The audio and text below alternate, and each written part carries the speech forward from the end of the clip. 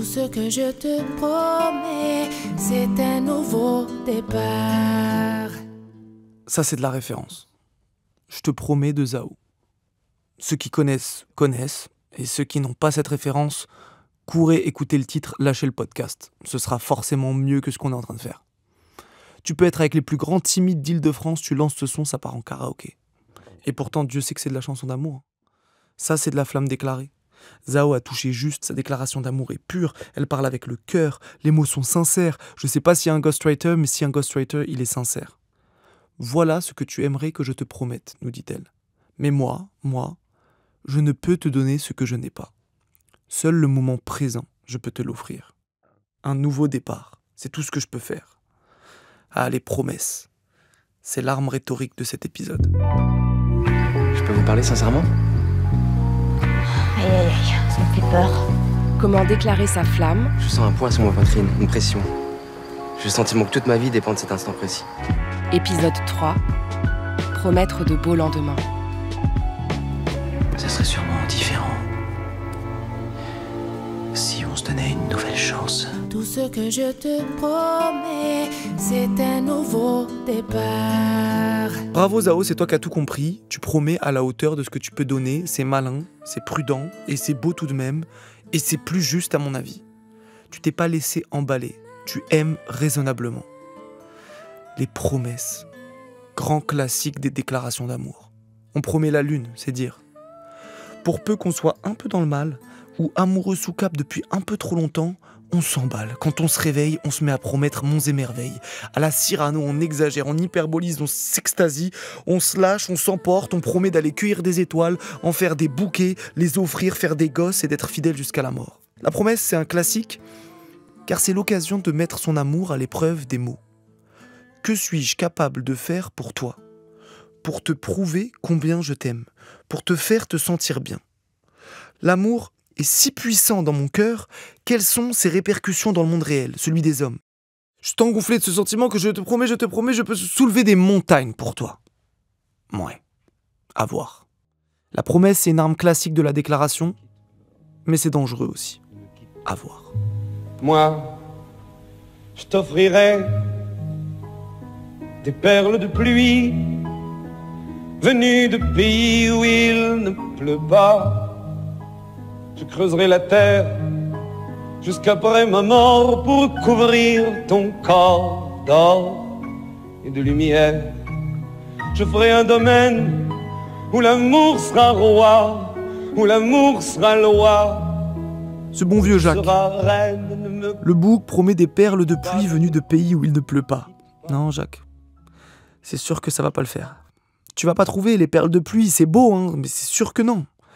Là, je sens que t'es dans le dur, t'es prêt à tout promettre, ne me quitte pas, mais imagine, elle revient. Les perles de pluie. Vas-tu assumer ?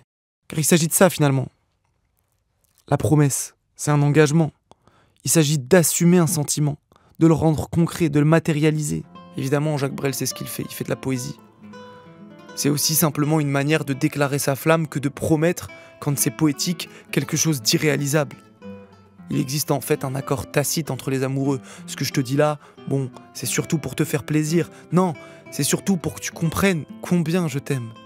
Mais en aucun cas, je vais vraiment aller chercher des étoiles ou des perles de pluie venues de pays où il ne pleut pas, qu'on s'entende bien. En fait, on prend la mesure de l'amour qu'on porte à l'autre à l'aune de la tournure de phrase trouvée. Plus la promesse est folle, plus l'amour est grand. Soit. Aujourd'hui, on appelle ça autrement, on appelle ça une disquette. Oh, arrête de me cheb, qu'elle dirait peut-être. Mais ça fait plaisir.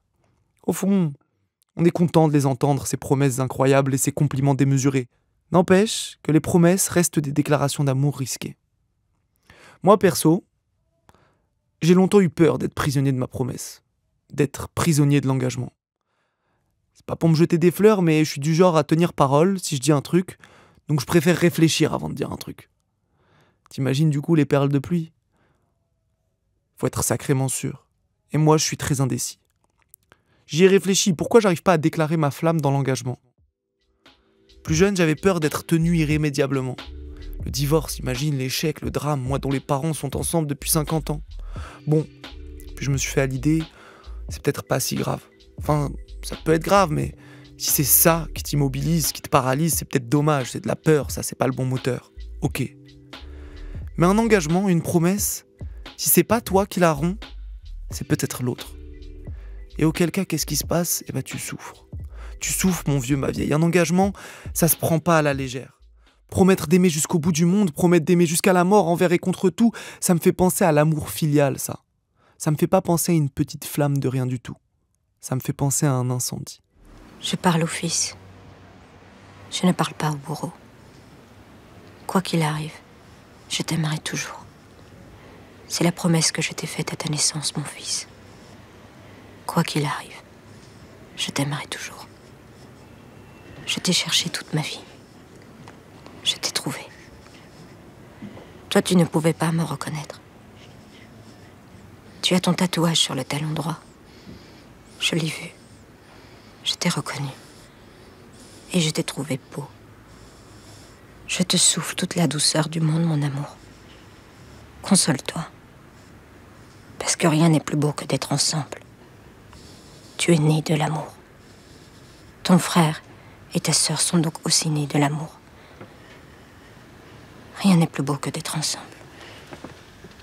Ta mère, Nawal Marwan, prisonnière numéro 72. Dans cet épisode, on n'est que sur des bêtes de rêve. Pareil, si vous n'avez pas vu Incendie, réalisé par Denis Villeneuve, écrit à l'origine pour le théâtre par Wajdi Mouawad, ben lâchez le podcast. De toute façon, c'est bientôt fini, il reste plus que les devoirs. Donc limite, c'est cool et courez le regarder. C'est un film dur, c'est grave, c'est lourd. Il s'agit d'amour, il s'agit de promesses, il s'agit de déclarer sa flamme, il s'agit de rompre le cycle de la haine et de la vengeance. C'est le genre d'amour qui nous dépasse. C'est le genre d'amour pur, originel, celui des débuts du monde. Vous savez, celui qu'on voit parfois même dans ce pays de fous, là, aux States, quand dans les tribunaux, une mère ou un père pieux pardonne l'assassin de son fils. Le pardonne vraiment, l'enlace même, et qu'on voit l'assassin se ratatiner dans les vidéos, là, se décomposer sur place, redevenir un enfant, pleurer. Ou bien comme dans Les Misérables, quel rêve encore, quand Jean Valjean est écrasé par la bonté de l'évêque, quand l'évêque fait mine de lui avoir offert le chandelier devant la police, alors qu'en vérité Jean Valjean lui a volé la veille.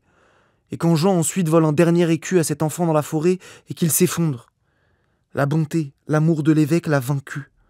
Il n'arrivera plus à faire le mal. C'était son dernier méfait. Dorénavant, il ne peut qu'être amour, il ne peut qu'être bon. Le cycle de la vengeance est rompu. Ça, c'est de la flamme. Prenons-en de la graine. Comment déclarer sa flamme ? Pas de devoir pour la semaine prochaine.